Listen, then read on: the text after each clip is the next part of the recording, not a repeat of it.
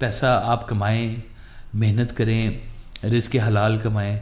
वो कहते हैं कि एक डाकू था, जंगल में आने जाने वालों को लूटा करता था, और दरवेश गुजरा वहाँ से, तो उसने कहा दरवेश को कि निकालो जो कुछ है तुम्हारे पास, मैं डाकू।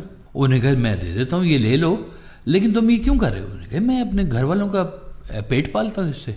उन्होंने कहा अच्छा एक काम करो, आज घर वालों को जाके ये बता दो कि ये जो पैसा तुम मुझसे लेके जा रहे हो, डाकू बन के जो लेके जा रहे हो, इसको खाने से तुम सारे घर वाले जहन्नुम में चले जाओगे, क्या तुम्हें कबूल है?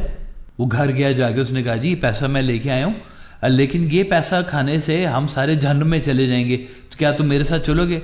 उन्होंने कहा भाड़ में जा तू, तेरा पैसा हमने क्या करना है, हमने तो खाना खाना है, तू ला के देगा तो हम खा लेंगे, हमने कहा है कि तू डाके मार और गलत तरीके से लेके आ।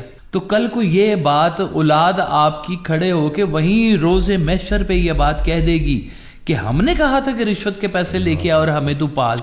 और सरकार कहते थे ओ तुमने रिश्वत खानी है खा लो, और कम से कम औलाद को तो बर्बाद ना करो, उनको तो ना ये खिला, मासूम बच्चों को ना बर्बाद करो।